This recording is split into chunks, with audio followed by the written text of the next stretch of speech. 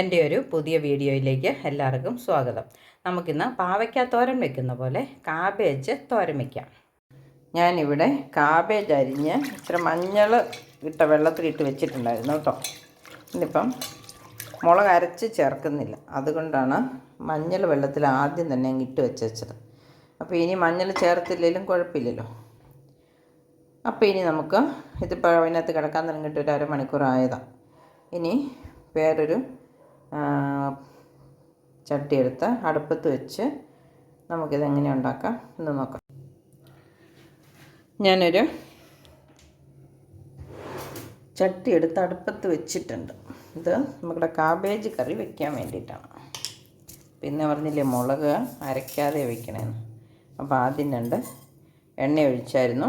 ഇത് എണ്ണ ഒഴിച്ചു, കടുകിട്ട് കൊടുത്തു. നമുക്ക് ഉള്ളി അരിഞ്ഞത് ഇട്ട് കൊടുക്കാം.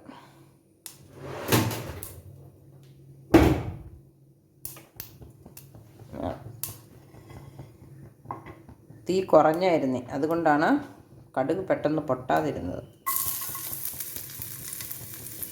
ഇനി നമുക്ക് കറിവേപ്പില എപ്പോഴും എണ്ണയ്ക്കകത്താണ് ഇടേണ്ടത്. കറിവേപ്പിലയിലുള്ള ഗുണങ്ങളൊക്കെ നമുക്ക് കിട്ടണമെങ്കിൽ വിറ്റമിനും ഇതുമല്ല, അതുകൊണ്ട് കറിവേപ്പില ആദ്യമാണെങ്കിലും അവസാനമാണെങ്കിലും എണ്ണയ്ക്കകത്തിടണം.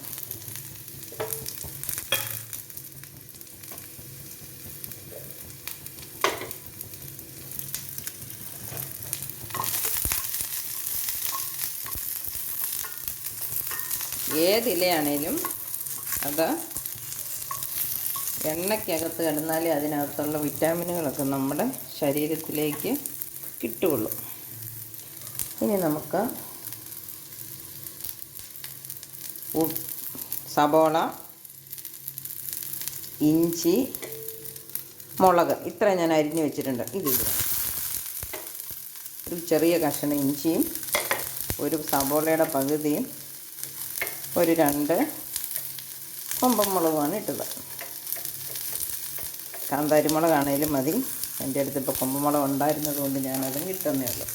ഇനി നമുക്കിതിലേക്ക് കാബേജ് ഇട്ട് കൊടുക്കാം.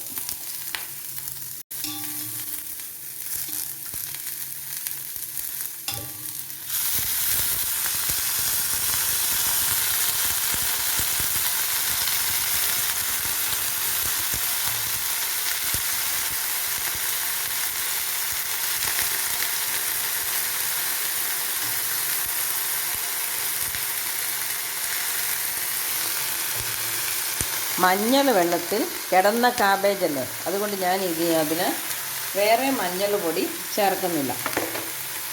നമ്മൾ വാങ്ങിക്കുന്ന കാബേജ് ആകുമ്പം എപ്പോഴും അതൊരു അല്പം വെള്ളത്തിലിട്ടാലേ അതിൻ്റെ വിഷാംശമൊക്കെ പോകുള്ളൂ. ഇനി നമുക്ക് പാകത്തിന് തേങ്ങ ചേർത്ത് കൊടുക്കാം. ഇനി ഉപ്പ് പൊടി ചേർക്കാം.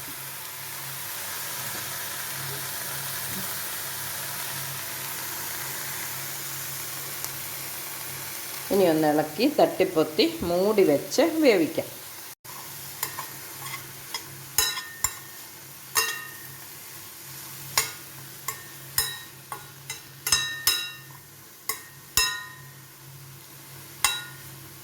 ഇലക്കറിയാണ്, അതിനി എണ്ണയ്ക്കകത്തോട്ടാണ് ഇട്ടത്. പെട്ടെന്ന് വാടിക്കോളും. ഉപ്പും ചേർത്തതാണ്. അപ്പോൾ ഇനി പ്രത്യേകിച്ച് വെള്ളമൊന്നും ഒഴിക്കണ്ട. ആവി കയറുമ്പോഴത്തേനും വേകും. ഇലക്കറി ആയതുകൊണ്ട് ഒത്തിരി നേരം വേകണ്ട, ഒരു 2 മിനിറ്റ് വേന്താൽ മതി. അതിനിപ്പുറത്ത് ഇത് അടിക്ക് പിടിക്കുകയൊന്നുമില്ല. ഇടയ്ക്കൊന്ന് ഇളക്കിയും കൂടി ഇട്ട് കൊടുത്താൽ മതി. ഉപ്പും പാകത്തിനുണ്ടോ എന്ന് നോക്കി നമുക്ക് കറി തീ ഓഫാക്കി കറി റെഡിയാവും. അപ്പോൾ ഇതൊന്ന് മൂടി വയ്ക്കാം. ഇനി ഞാനിത് മൂടി വെച്ചിട്ടുണ്ട്. അപ്പോൾ ഇതിൻ്റെ അതുകൊണ്ടോ ഇതിനെല്ലാം അടപ്പയിലൊരു കുഴിയുള്ളതാണ്. ആ കുഴിക്കകത്ത് ഒരല്പം വെള്ളം ഒഴിച്ചിട്ടിട്ടുണ്ട്. അപ്പം നമ്മുടെ കറി പെട്ടെന്ന് കരിഞ്ഞു പോകുകയില്ല, അല്ലെങ്കിൽ വെള്ളം പറ്റിപ്പോകുകയില്ല. വെള്ളം ആവി വന്ന് അടപ്പയിൽ തട്ടുമ്പം വീണ്ടും ആവി തന്നെ കറിക്കകത്തേക്ക് വീഴും. അതുകൊണ്ട് വെള്ളം പറ്റിപ്പോയി കറി കരിഞ്ഞു പോകുകയില്ല.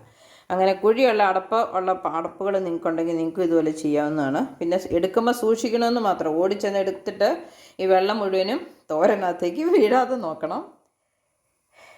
ഈ വെള്ളം പറ്റിയിട്ടേ കറി കരിയുള്ളൂ. അതുകൊണ്ട് നമുക്ക് തീ കുറച്ച് വെച്ചിരിക്കുകയാണ്. ഒരു 2 മിനിറ്റ് കഴിയുമ്പം ഒന്ന് നമുക്ക് തുറന്ന് ഇളക്കിയിട്ട് കൊടുക്കാം.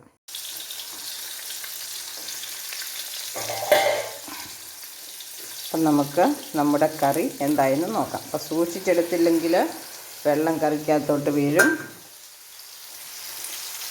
കണ്ടോ, അടിക്ക് പിടിച്ചിട്ടൊന്നുമില്ല. കറി വെന്ത് വന്നിട്ടുണ്ട്. അപ്പോൾ കാബേജ് നിങ്ങൾക്ക് വെളുത്ത നിറത്തിൽ തോരൻ വയ്ക്കണമെങ്കിൽ, തേങ്ങ ചിരണ്ടിയിട്ട് തോരൻ വയ്ക്കണമെങ്കിൽ അത് അല്പം നേരം മഞ്ഞൾ വെള്ളത്തിലൊന്നിട്ടാൽ ചെയ്യാം. ഇതേപോലെ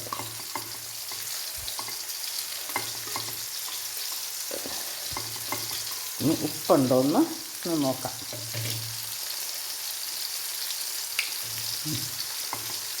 ഉപ്പുണ്ടോ, അല്പം കൂടെ വെന്താലും കുഴപ്പമില്ല. അപ്പോൾ നമുക്ക് ഒന്നോടെ മൂടി വെച്ച് 1 മിനിറ്റ് കഴിയുമ്പോൾ നിർത്താം. നമുക്കൊന്നോടെ നോക്കാം.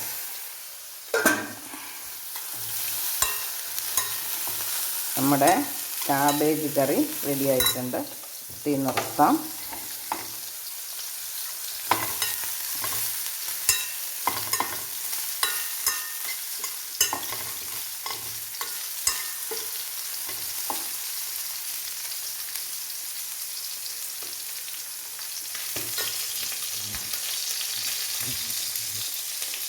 വെന്തിട്ടുണ്ട്, ടേസ്റ്റ് ഉണ്ട്.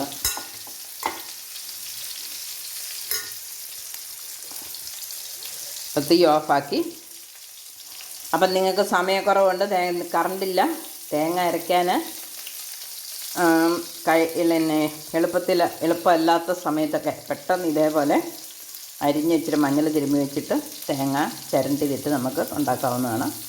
അപ്പോൾ എൻ്റെ വീഡിയോ ഇഷ്ടപ്പെട്ടെങ്കിൽ എല്ലാവരും ഷെയർ ചെയ്യണം, ലൈക്ക് ചെയ്യണം, വീഡിയോ സബ്സ്ക്രൈബ് ചെയ്യണം. അപ്പോൾ പുതിയൊരു വീഡിയോ ആയിട്ട് വരുന്നത് വരെ എല്ലാവർക്കും നമസ്കാരം.